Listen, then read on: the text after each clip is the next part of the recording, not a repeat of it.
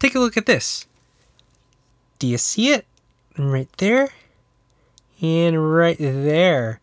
Already a few scratches.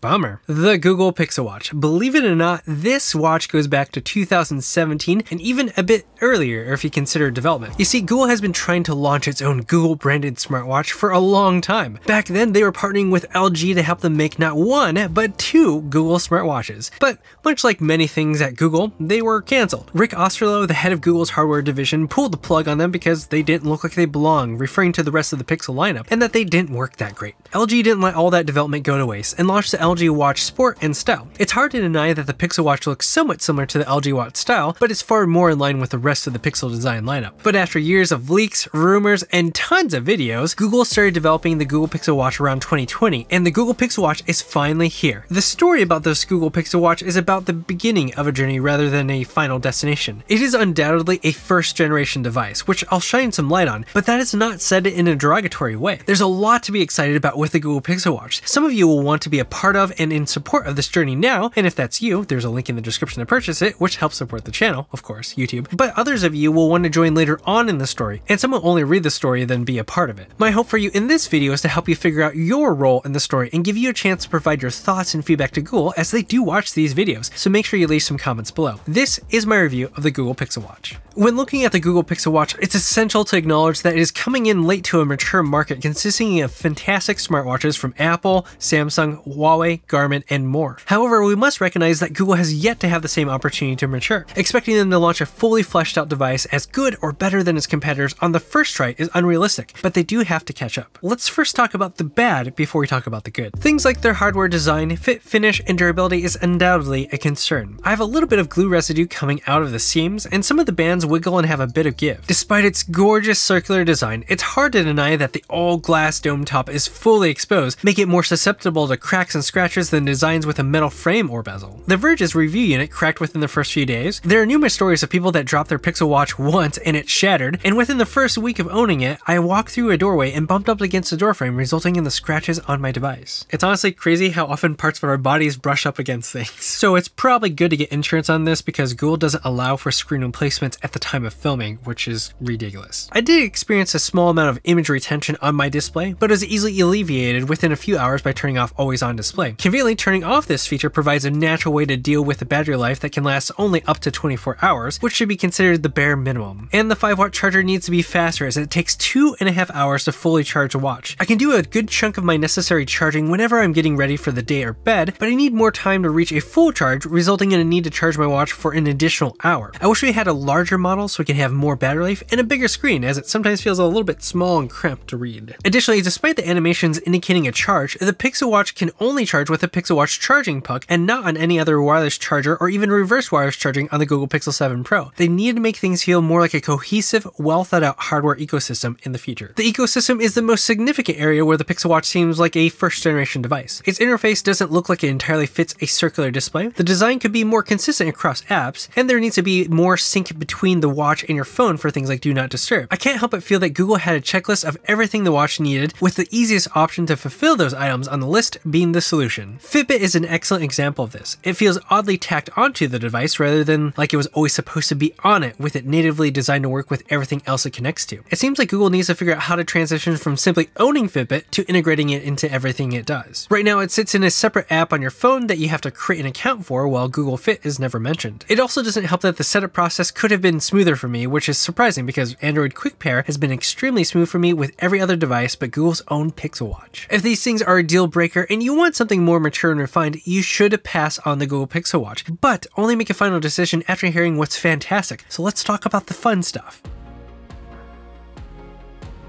While the Google Pixel Watch has many areas to catch up on, the gap is less expansive than one would expect from a first generation product. The Pixel Watch runs surprisingly smooth despite having a processor from 2018. It feels smoother than even the Samsung Galaxy Watch 5 Pro. Even the animations look great with a nice bounce to things that feels more lively than even Google's own phones. I also love their watch band mechanism. I know some people prefer standardized watch bands because there are tons of options and they're relatively inexpensive compared to Google's own options, which start at $50, but I can't deny that swapping bands is so easy and fast that I can do in 10 seconds or less. This makes it easy to switch bands according to the occasion. The woven band is my favorite as it is the most comfortable. It doesn't give me a rash like the active silicone bands and gets a perfect fit for me compared to the $79 leather band that I bought. Despite not being worth the price Google charges, I want to keep buying them. I don't understand why. And the haptics. Oh my goodness, the haptics are insane, possibly matching Apple's haptics. They feel precise and weighty. It makes sense since the haptics take up a ton of internal space and there isn't a single Android phone out there that matches how it feels. I want to see this level of haptics in the following Google Pixel 8 series devices because haptics truly makes a device feel premium in experience. It really shines when you're using Google Maps and you feel lovely little ticks when you're rotating the crown. Despite only some things feeling polished, having a fully Google smartwatch that you can use on any Android device and get the same experience is excellent. This is in comparison to a Samsung Galaxy Watch that limits the features to their own phones. It's nice having the Google Assistant readily available using your voice or holding down the button along the side. You can easily access your smart home devices, send smart replies for messages, and use Google Pay. The lack of redundant apps is also nice. The display also looks good at an average distance. It's not the highest resolution display, so you'll see some pixels if you look closely, but it's not too bad.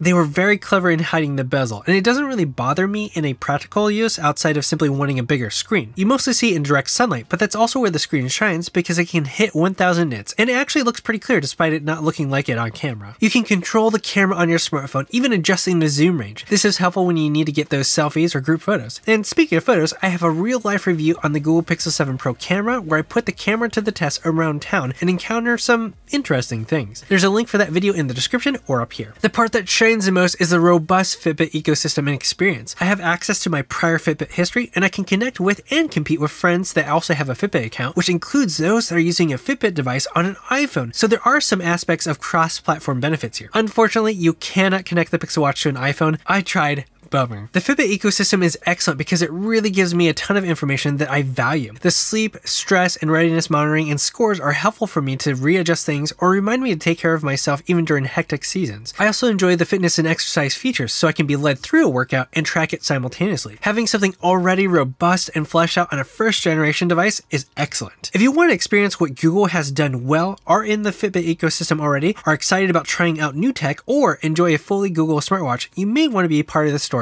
now. Oh, I just got a notification. It's this video sponsor, KTC Monitors. Hey, I want to let you in on a little secret here. This is a KTC monitor. If you've never heard of them before, they have been one of the manufacturers for many well-known brands like LG, Samsung, Asus, Dell, and many more. That means you can get the quality and features you expect from those brand monitors at a much more affordable price because, well, you're not paying for that brand name markup. It's a legit awesome deal hack. This model is their H27T22 monitor, a 27-inch 1440p fast IPS monitor with a refresh rate of 165 Hz and a 1 millisecond gray-to-gray response time, which is solid for games like Apex. And of course, it has AMD FreeSync and G-Sync compatibility. You can also work on videos and images because this covers 99% of the sRGB and 97% of the DCI-P3 color spaces. The build quality is excellent. You have a nice anti-glare screen, good viewing angles, the ability to orient it in pretty much any way you want, and a menu that actually makes sense. There's even RGB lights on the back. What's great is that you can get this for at least $50 less than the comparable model from a name brand, and they even have some models where you'll save hundreds of dollars going with them, and they're pretty much the same monitor. That's pretty sweet, so save some money. Check out the link in the description to find out more, and thanks to KTC for sponsoring this portion of the video.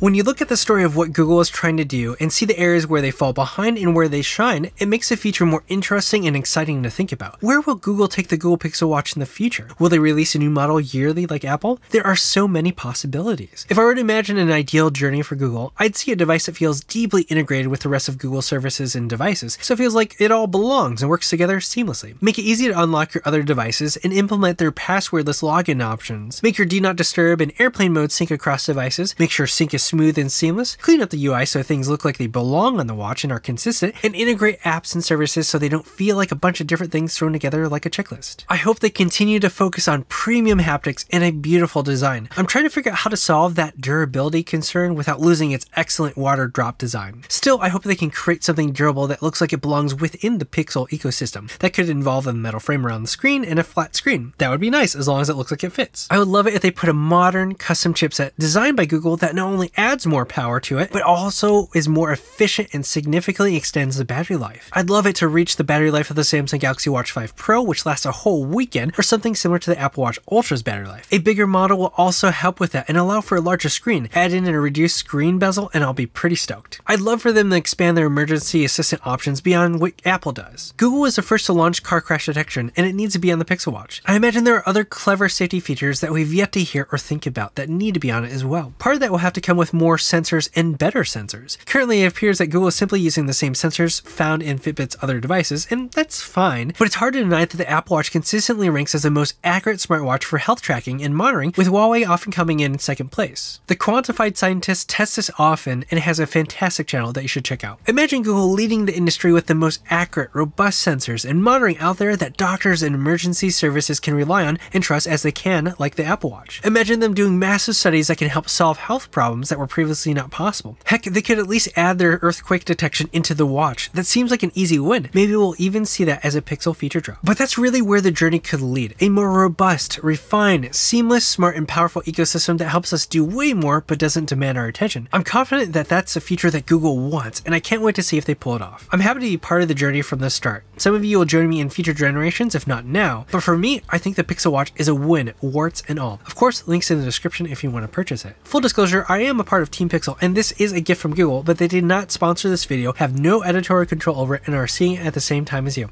Thanks for watching. This is Tech Today. Until next time.